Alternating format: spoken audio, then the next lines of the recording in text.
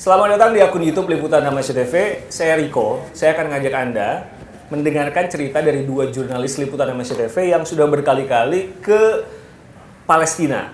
Yang satu, senior saya, dia ngalamin tuh di belakangnya tuh du. Yang satu lagi baru pulang dari perbatasan antara Mesir dan Palestina. 2 kali nggak tembus. Nggak, no gitu ya Vin ya? Nggak tembus ya? Enggak. Harvin Naksabandi, jurnalis Liputan 6, dan Maulina Anwar. Saya manggilnya Pak Awan. Hai. Halo Pak Awan. Ini senior soalnya. Janganlah. Gak berani macam-macam. Panggil saya Awan aja. Panggil saya Awan. Gak berani Pak. Udah, Pak Awan, Harvin. Vin. Oke, jadi saya tuh pengen tahu bedanya apa. Kenapa dulu Pak Awan bisa nembus, Harvin nggak bisa? Udah 2 kali. Siapa nih? Bebas. Awan dulu. Oh iya. Ya memang kalau dibandingkan dengan tahun 2023, waktu itu saya 2009. Peristiwanya terjadi pada akhir Desember 2008. Kemudian saya baru berangkat ke sana awal Januari 2009. Nah, kenapa terjadi dan saya bisa masuk ke Gaza waktu itu karena memang konfliknya hanya berlangsung kurang dari 1 bulan. Kalau yang ini yang sekarang seperti yang diprediksi sebelum ini kelihatannya agak panjang dan ternyata benar. Ini sudah masuk 6 bulan lebih. 30.000 udah meninggal. 33.600 persisnya pada 14 April lalu. Dan sudah 76.000 yang menjadi korban luka-luka gitu. Jadi di zaman saya waktu ke sana sebelum 1 bulan sudah ada gencatan senjata sehingga para wartawan dibolehkan untuk masuk. Itu bedanya. Sementara sampai saat ini belum ada gencatan senjata sehingga Harvin dan kawan-kawan wartawan lain tidak bisa masuk. Tapi dulu sempat nunggu kan di perbatasan? Dulu nunggu. Saya nunggu di sana selama hampir 15 hari. 15 hari nunggu di waktu itu Rafah tuh ada 2. Pertama Rafah Gaza yang berbatasan dengan Rafah Mesir. Nah, wartawan dan bantuan-bantuan itu menunggu di pintu masuk menuju Rafah Gaza. Dan saat itu boleh. Sesudah ada Arab Spring tahun 2011 di mana terjadi perubahan kekuasaan di Mesir. Mesir melakukan pengamanan yang sangat ketat untuk wilayah-wilayahnya termasuk di perbatasan Gaza, sehingga Rafah yang dulu dibolehkan untuk penduduk sekitar bermukim di sana, sejak itu dipindahkan ke kawasan Aris, sehingga Rafah itu hanya menjadi lokasi untuk militer. Dari Rafah perbatasan itu ke zona perang berapa jauh? Rafah itu Rafah perbatasan. Ya, Rafah perbatasan sangat dekat. Maksudnya dengan kan misalnya ini, Pak Awan sama Harvin kan di Rafah Mesir nih. Ya, ini nggak boleh masuk nih. Ya. Dari sini nggak boleh masuk ke yang sangat berbahaya banget itu.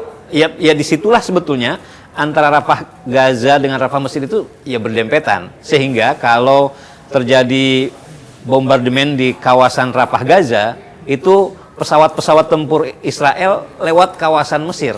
Dan harus malawahan kalau kata orang Sunda gitu kan. Nah itu masuknya di kawasan Mesir sehingga ketika saya dapat gambar yang lumayan dekat itu saya di Mesir, masih di Rafah Mesir. Oke. Karena saya kan nggak kebayang nih, mungkin yang nonton juga nggak kebayang. Ini Rafah tuh ada 2, ada Rafah Mesir, Rafah. Betul. Oh, ini karena kebagi gitu kan, gitu. Nah, Harvin waktu itu sampai ke checkpoint terakhir dari Al Aris mau ke gerbang perbatasan Rafah. Jadi lu ngambil gambar juga susah ya? Ya kalau mengambil gambar memang di Mesir agak susah ya, karena sensitif, kamera itu sensitif. Bahkan ketika perjalanan dari Kairo menuju ke Rafah itu kan kita 2 kali kan mencoba kan. Yang pertama di November Desember, yang kedua kemarin kan baru pulang kita sebelum Lebaran. Memang kondisinya kalau untuk ngambil gambar memang agak susah karena sensitif di sana tuh, kamera itu menjadi sensitif, apalagi kalau kita mau mengarah ke sensitif itu maksudnya gimana? Kenapa jadi sensitif? Mereka melarang ngambil apa? Mengambil apapun dari handphone, baik itu foto, video, objek apapun yang ada di checkpoint ataupun mengarah ke Rafah gitu kan. Bahkan mungkin di negara Mesir secara keseluruhan pun sebenarnya kamera tuh, apalagi kita orang asing tuh agak-agak sensitif lah gitu, kadang tidak mau diambil gambar atau melarang mengambil gambar. Nah, kembali ke perjalanan, kenapa selalu tidak tembus ke Rafah? Memang kondisi di Mesir sendiri kan untuk ke perbatasan Rafah itu kan saat ini sangat ketat. Hanya orang-orang tertentu, hanya orang-orang yang bisa punya izin, ya kan, yang bisa masuk ke Gaza. Izin tuh izin dari seperti apa? otoritas Mesir. Nah, otoritas Mesir ini berlapis. Bahkan sampai intelijen juga, kementerian juga, dan otoritas keamanan terkait. Nah, dari Kairo menuju ke Rafah itu kurang lebih ada 12 sampai 15 checkpoint, gitu kan.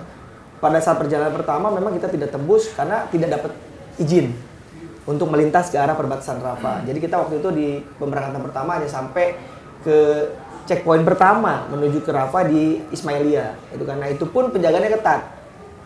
Banyak sekali truk-truk bantuan kemanusiaan juga tersendat di situ karena pemeriksaannya ketat kan. Nah, untuk pemberangkatan kedua kemarin kita coba menembus ke perbatasan Rafah. Sebenarnya udah dapat izin kalau infonya di awal gitu kan. Tapi tiba-tiba ketika kita dari Al Aris bergerak menuju ke arah gerbang perbatasan Rafah, tiba-tiba gitu kan. Otoritas keamanan Mesir tuh melarang kita untuk melintas Apa ke yang arah lu dengar? gerbang. Kenapa? Saya tidak tahu ya, tapi yang jelas pada saat kemarin itu kami kan itu berangkat ke sana itu kan bareng dengan rombongan Basnas sambil memberikan bantuan kan. Di Al Aris kami dan di area kawasan menuju ke Rafah gitu kan. Kami juga menyambangi beberapa titik kan seperti kamp pengungsian gitu kan. Terus kita juga melihat kondisi kota Al Aris gitu kan yang memang infonya kan sangat terisolir karena kan penjagaan ketat di sana kan. Ternyata kan suasananya biasa aja normal gitu kan. Nah, info yang kami dapatkan mungkin karena ada merasa mungkin yang khawatir kali ya kalau kita bisa masuk ke gerbang perbatasan. Kalau yang saya harapkan, kalau yang saya ketahui sih infonya memang bahasanya dilarang untuk masuk ke arah gerbang perbatasan. Padahal itu cuma dikit lagi kok. Cuma dikit lagi, jadi memang belum rezeki ya, belum rezeki gitu ya, belum rezeki. Jadi gini, bahasanya kalau ini checkpoint terakhir dari Al Aris menuju gerbang Rafah, mungkin daerah ke arah situ tuh Jakarta Selatan Depok itu mungkin itu gerbang Rafahnya. Jauh, itu dari Sensi ke Depok mah. Enggak, itu yang daerah Jakarta Selatan, perbatasan Depok itu yang jalan tol itu kan. TB Simatupang itu intinya kan. adalah udah dekat lagi. Dekat sebenarnya gitu kan. Cuma kan ya karena belum rezeki kan, tiba-tiba ada pelarangan, notis. Tapi kan situasi saat itu waktu Harvin ditolak kan memang sedang lagi ada serangan-serangan. Iya. Pak Wan, jadi Betul. mungkin itu yang juga ditakutin kali daripada Bedanya ketika saat saya tahun 2009 bertugas di sana, kita tuh dengan sangat leluasa bisa melihat misalkan ini Rafah Mesir, Rafah Gaza itu di situ ya, 300 meter. Jadi ada visual viral Pak Awan ini dia lagi live report, tiba-tiba shoot, dur gitu Nah, di belakangnya. itu. Ini kayak kita di lantai 9 Sensi ini, itu benar-benar Dekat ke kelihatan STC di bawah. lah kira-kira gitu ya. Nah, dulu bisa melihat itu, sekarang tidak boleh. Wartawan tidak boleh berkeliaran di situ. Enggak cuma wartawan, Siapapun yang tidak punya izin. penduduk dulu yang penduduk banyak itu sekarang sudah tidak boleh tinggal di situ. itu lagi gencatan senjata nggak dulu? Enggak lagi gencatan senjata. Pas lu kalau perhatiin story orang-orang di Instagram dan lain-lain banyak yang gencar kan ngepost hal yang berhubungan dengan Palestina. Kita prihatin atas apa yang terjadi di sana. Phil, ceritakan dong suasana kebatinan antrean truk, terus perbatasan itu saya nggak bisa ngebayangin sih. Saya belum masalah hidup kita kan kadang-kadang mau makan siang apa. Yeah. Nah, sementara masalah hidup di sana adalah saya bisa saja besok nggak lagi bernafas gitu. Nah, gimana waktu itu suasana kebatinannya? Jadi mungkin Riko lihat ya video yang pernah viral juga warga Palestina rebutan ambil bantuan. Nah itu memang itu faktanya. Karena apa? Karena ini contoh saat saya pemberangkatan di pertama ya di November Desember yang kita mengawal bantuan kemanusiaan dari masyarakat Indonesia. Itu bantuan kemanusiaan truk untuk bisa mencapai ke Gaza itu waktunya cukup lama, bisa sampai sebulan.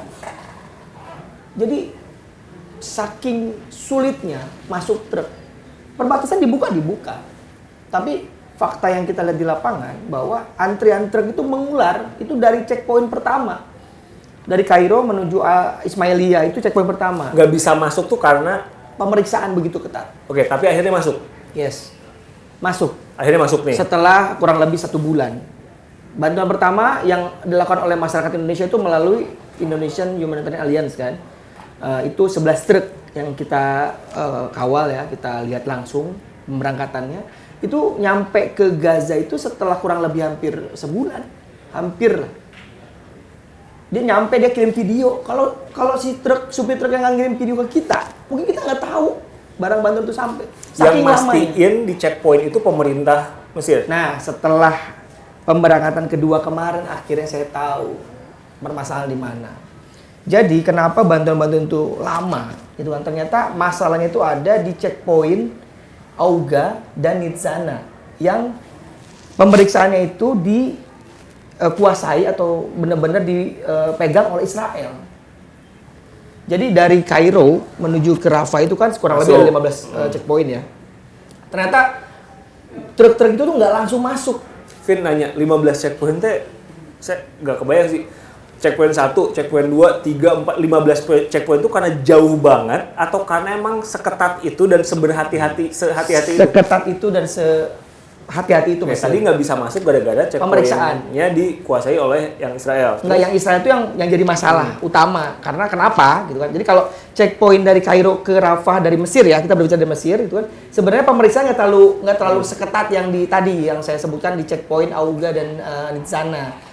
Jadi gini, ketika truk itu melaju dari arah Kairo, Al Aris menuju ke Rafah, itu dibelokkan ke bawah. Kalau di peta itu ke bawah ke arah Al Auga, Nitzana gitu kan. Diperiksa di situ, itu barang-barang dikeluarin. Itu yang membuat lama. Israel tuh saking ketakutannya gitu loh. Pemeriksaan itu dikeluarin lagi. Gitu kan. Setelah sudah clear menurut mereka, baru mereka akan menyuruh truk itu melaju lagi ke arah Rafah. Balik lagi ke arah Rafah perbatasan Mesir itu, baru boleh masuk ke Gaza.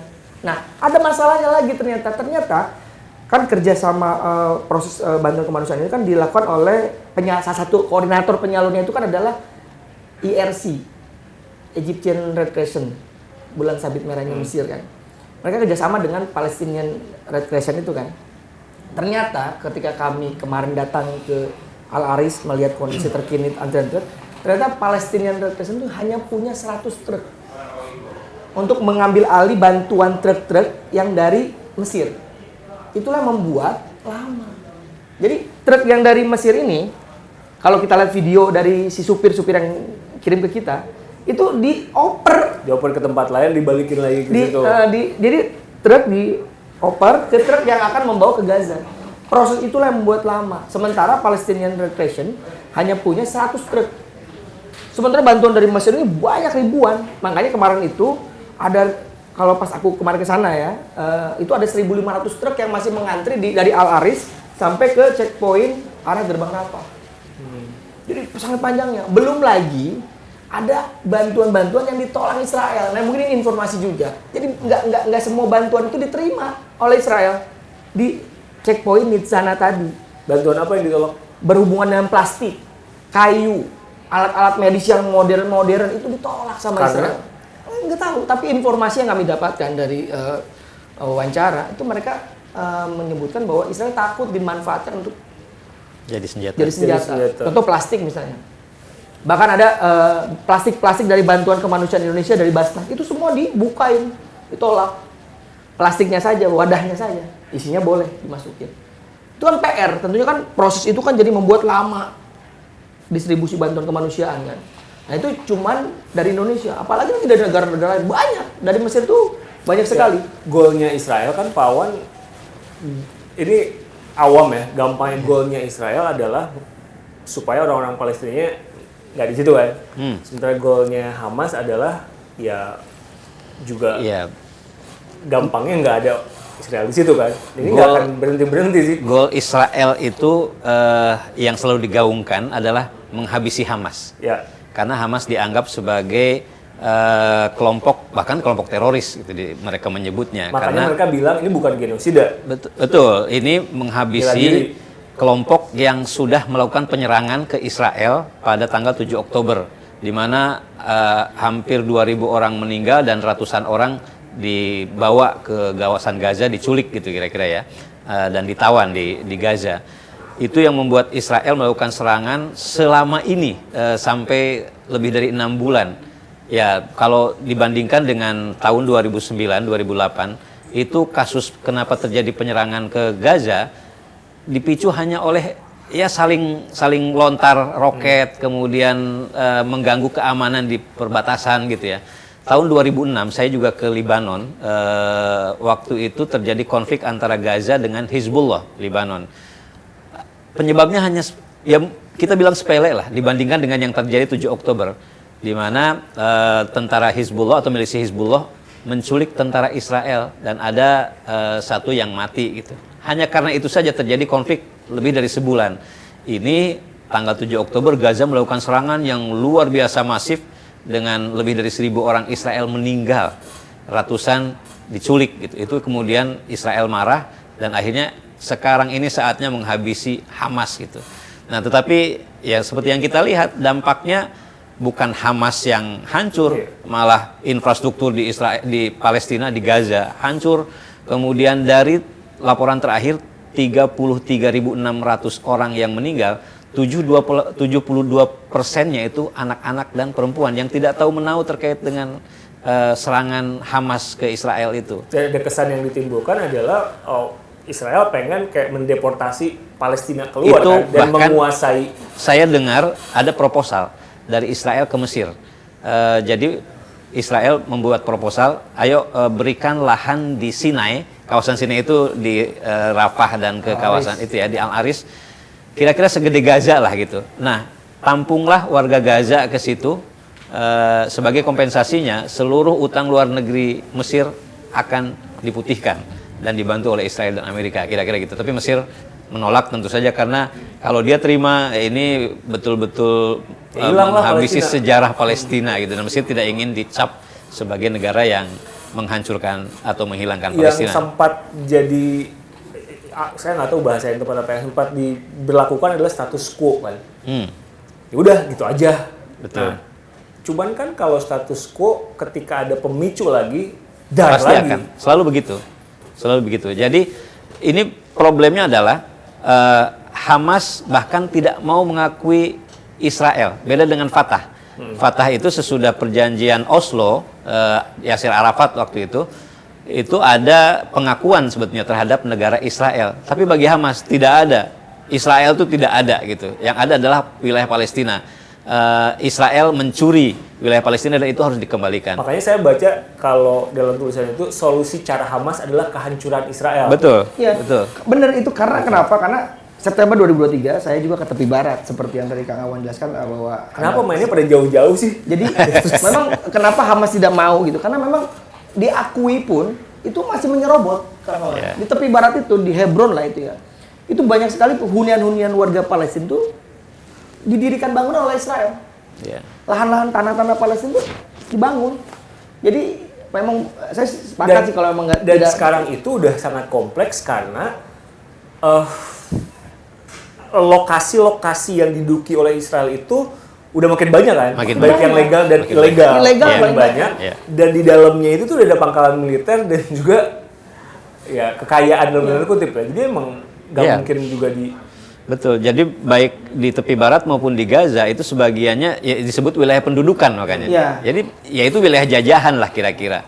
Nah, jadi bagaimana mungkin kedamaian akan terjadi kalau Israel masih menduduki wilayah Palestina dan Hamas di sisi lain tidak mau mengakui Israel. Yang diajukan oleh Indonesia misalkan dan negara-negara termasuk Malaysia dan sebagainya itu adalah solusi dua negara.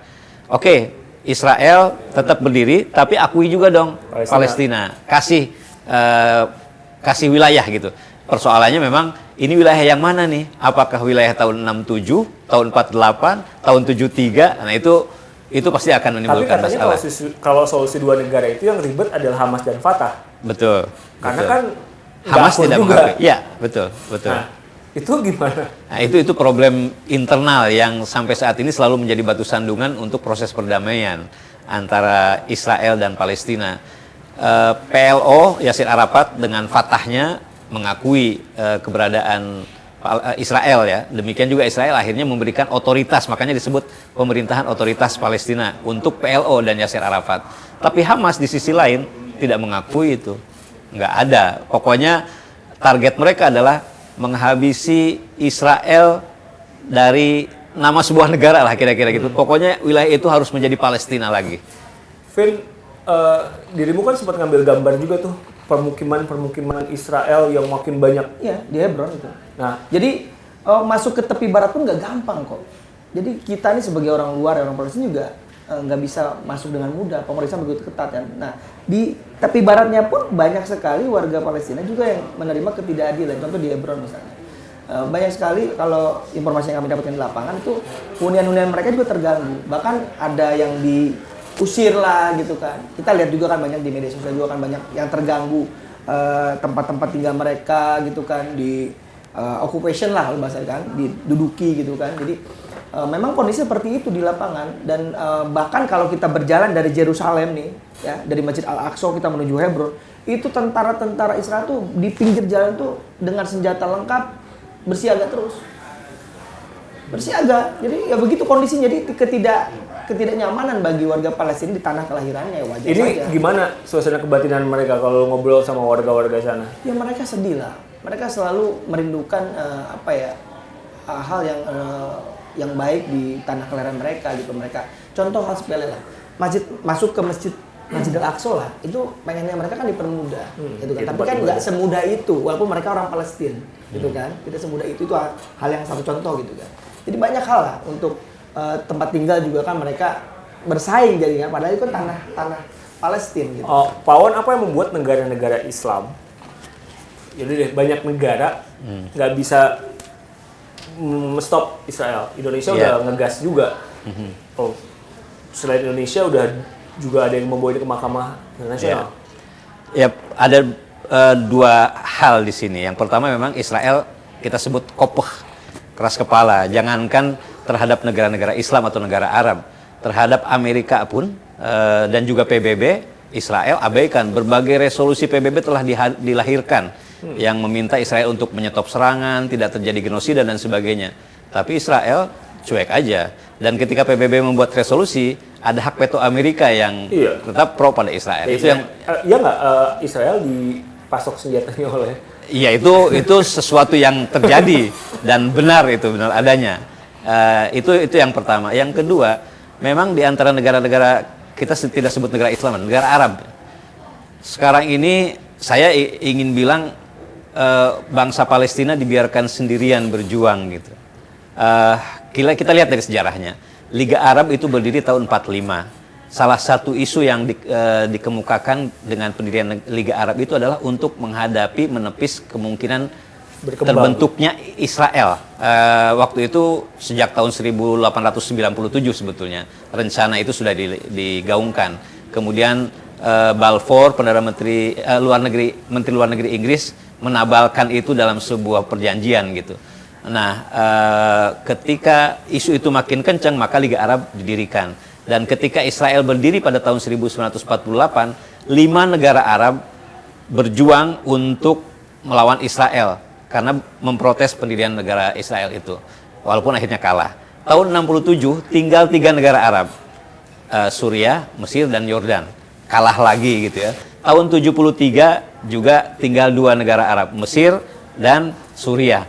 Nah, kemudian Mesir diam-diam melakukan perjanjian, bahkan yang kemudian jadi presiden Anwar Sadat Mesir berkunjung ke Yerusalem, dan tahun 79 terjadilah perjanjian Camp David antara presiden Mesir dengan Perdana Menteri Israel di Amerika, yang di situ untuk pertama kalinya negara Arab yang bernama Mesir mengakui Israel.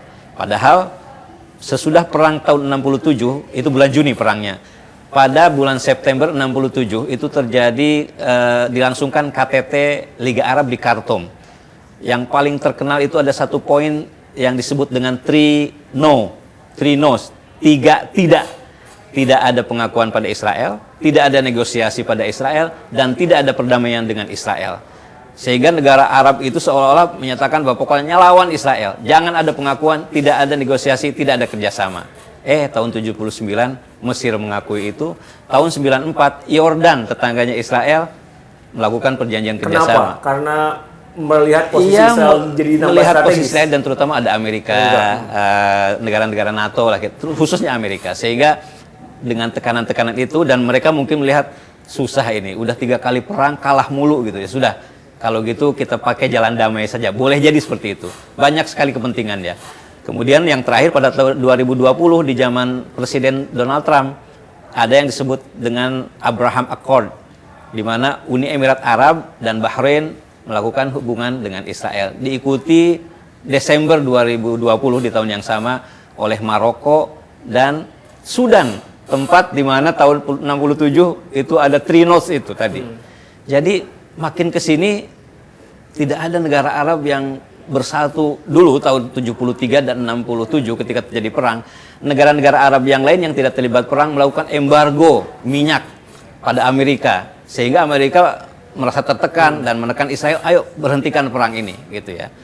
Nah sekarang tidak ada satupun. Saudi misalnya yang belum melakukan kerjasama dengan Israel dan dicoba dirayu oleh Amerika untuk melakukan itu, masih menolak untuk kerjasama secara bilateral ya. Tetapi ada kerjasama pertahanan untuk menangkis Iran dan Houthi masuk ke wilayah Saudi misalkan gitu, menangkis serangan dan sebagainya. Nah jadi makin sendirian Palestina ini makin kecil. Walaupun dari segi bantuan masih banyak bantuan. Kalau bantuan selalu banyak, termasuk dari Indonesia. Kalau saya bilang bantuan itu tidak cukup, kasar nggak ya? Tapi kan bukan itu ya. Bantuan melimpah kok. Bantuan melimpah paham Cuma ya. masalahnya Tapi kan bukan hanya itu. Akses menuju ke Gazanya itu tanda kutip Betul, tapi kan gitu. bukan hanya bantuan fisik dan juga bantuan makanan apapun itu lah ya. Itu penting. Tapi bantuan diplomasi yang mungkin lebih keras. Indonesia udah keras banget loh, Pak. Ketika saya masuk ke Gaza 2009 dan banyak bantuan waktu itu ya. Warga Gaza bilang, bukan bantuan ini yang kami harapkan. Orangnya nggak ada, bantuan itu buat siapa juga. Tetapi kemerdekaan. Kemerdekaan yang mereka inginkan gitu, dan itu tidak pernah didapatkan. Indonesia kan nggak ngakuin Israel. Indonesia belum, bukan nggak ngakuin, tapi belum punya hubungan. Mungkin suatu saat akan punya hubungan, asalkan Israel mengakui negara Palestina dan membiarkan merdeka.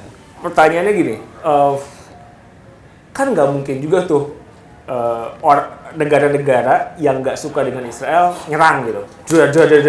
Tapi kalau gimana ya ngomongnya supaya gak kekanak-kanakan. Tapi kalau cuma diplomasi, walk out itu udah, ngomong keras dan lain-lain, dari sejarah yang pernah ada. Betul. Apa Pak Awan atau Harvin? Kalau saya sih, menurut saya pribadi ya, yang penting dipermudah aja masuk ke Gaza. Dari semua bantuan kemanusiaan ya, yang pertama itu dulu deh. Karena fakta di lapangan, hentikan dulu perang gitu ya. Ya, hentikan perang, bantuan kemanusiaan dilancarkan dulu. Ini informasi yang kami dapatkan di lapangan kok, itu bahkan petinggi PBB pun masuk ke dalam susah ke Gaza gitu loh. Apalagi bantuan gitu loh. Bantuan dipersulit. Bukan di Mesirnya ya, tapi di titik checkpoint Israelnya itu. Gitu ya kan? Karena mereka yang memang goalnya kan jelas. Belum lagi masalah pengungsian, ya kan? Pengungsian, contoh warga Palestina kan saat ini berpusat di Rafah, ya kan? Di Gaza Selatan itu, ya kan? Itu menumpuk di sana. Bahkan banyak sekali juga warga Palestina yang keluar Mesir, dan itu, mohon maaf ya, itu juga mengeluarkan biaya yang cukup mahal. Walaupun memang sebelum konflik masuk dari Palestina ke Mesir memang ada biaya. Tapi saat ini kondisi warga Palestina yang ingin keluar dari Gaza untuk menyelamatkan diri, menyelamatkan keluarganya, itu harus mempunyai dolar yang cukup banyak.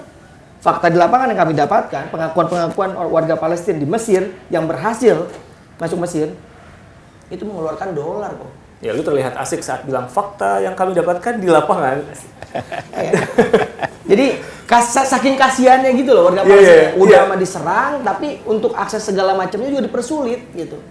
Pak Awan kalau jadi perlu bantuan. Kalau jadi Bu Retno, dia udah speechless loh. Bu Retno tuh udah speechless. Dia udah kayak, udah walk out, udah bikin apapun itu namanya. Nah, kan kalau mau mendamaikan, kan katanya ada negara-negara yang ingin coba mendamaikan. Kita tuh ingin mendamaikan ya? Atau Karena kita solusi dua negara kan. Solusi dua negara, inginnya mendamaikan. Tapi gimana kita mendamaikan kalau yang satu tambeng dan nggak bisa diajak komunikasi, yang ini nyerang terus juga. Nah, kalau Paul jadi Menlu, seperti yang pernah Bu Menlu sampaikan, kita itu sangat berharap pada Amerika. Jadi kalau misalkan Amerika menekan Israel untuk, ayolah, udahlah, Palestina kau akui, kita juga akan meminta negara-negara Arab, termasuk misalkan negara-negara Muslim, untuk mengakui Israel, kira-kira seperti itu. Saya kok punya harapan akan terjadi perdamaian di antara Nanti Palestina Pilpres dan Israel. Amerika calonnya kan itu lagi. Nah, itu persoalannya yang paling banyak pendukung Dan Biden lagi. yang paling banyak mendukung baik ke Demokrat maupun Republik itu di belakangnya kelompok Zionis gitu. Ini celotehan awam ya. Ini mah perang nggak akan beres sampai akhir zaman. Ya, Nggak, saya rasa susah ya kalau dari karena kan selama Israel ini masih ego mengambil hak-hak warga Palestina itu. Tapi kalau poin lo, Vin, bantuan ya masukin lah. Masuk lah, lancar Dan lah. sebetulnya kan kalau perang itu kan ada ininya, ada aturannya, Iya, betul. ada ya lu nggak bisa juga langsung dadedor genocide gitu kan. Iya, karena yang penting bantuan. Kalau saya karena melihat kondisi di lapangan itu bantuan tuh banyak kok melimpah, tapi masuk ke Nggak dalamnya masuk.